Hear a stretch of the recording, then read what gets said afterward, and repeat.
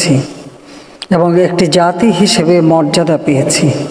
আমি শ্রদ্ধা জানাই 30 লক্ষ শহীদের প্রতি, 2 লক্ষ মা বোনের প্রতি, মুক্তিযোদ্ধাদের প্রতি জানাই আমার সহস্রদ্ধ সালাম। আমি শ্রদ্ধা জানাচ্ছি জাতীয় চার নেতার প্রতি এবং সশ্রদ্ধ সালাম জানাই মুক্তিযোদ্ধাদের প্রতি, যারা জীবনের মায়া ত্যাগ করে অস্ত্র হাতে নিয়ে যার যা কিছু আছে তাই নিয়ে যুদ্ধ করে এই দেশ স্বাধীন করে দিয়েছেন, বিজয় এনে দিয়েছেন। তাদের প্রতি অত্যন্ত বেদনার সাথে আমি স্মরণ করি 75-15 আগস্ট। লাখো শহীদের রক্তে রঞ্জিত এই স্বাধীন বাংলাদেশ একটি যুদ্ধ বিধ্বস্ত বাংলাদেশ, যেখানে কোনো রিজার্ভ মানি ছিল না, কারেন্সি নোট ছিল না। এদেশের মানুষ প্রায় 90% মানুষই তো দরিদ্র।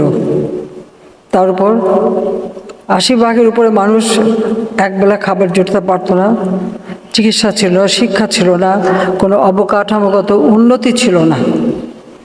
উন্নত সমৃদ্ধ জীবন দেওয়ার জন্যই জাতির পিতা বঙ্গবন্ধু শেখ মুজিব সেই 1948 সাল থেকে ভাষা আন্দোলন শুরু করেন এবং সেই আন্দোলনের পথ বেয়ে তাঁরই নেতৃত্বে এবং আহ্বানে সাড়া দিয়ে মুক্তিযুদ্ধে বিজয় অর্জন করে আমরা স্বাধীনতা অর্জন করি।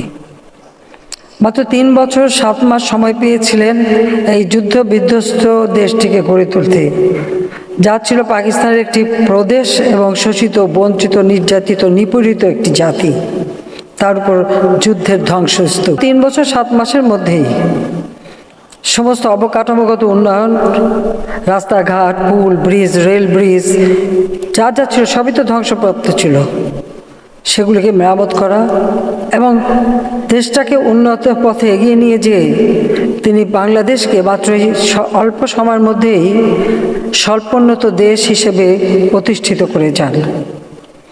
যেটা ছিল একটা আমি বলবো একটা অস্বাভাবিক ঘটনা, কারণ পৃথিবীর কোনো দেশে একটা বিপ্লবের পর, যুদ্ধের পর এত অল্প সময়ের মধ্যে আবার ঘুরে দাঁড়াতে পারে না। কিন্তু জাতির পিতা বঙ্গবন্ধু শেখ মুজিবুর রহমানের মতো বলিষ্ঠ নেতৃত্ব ছিল বলেই সেটা সম্ভব হয়েছিল এবং জাতিসংঘ আমাদের স্বীকৃতি দিয়েছিল, স্বল্পোন্নতি এগিয়ে নিয়ে যাবার জন্য কর্মসূচি দিলেন। ঠিক সেই মুহূর্তে 1975 সালে 15ই আগস্ট,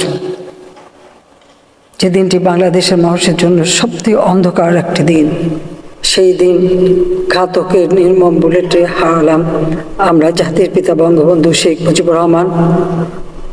সেই সাথে আমার মা বেগম ফজিলাতুন্নেসা মুজিবকে হত্যা করলো।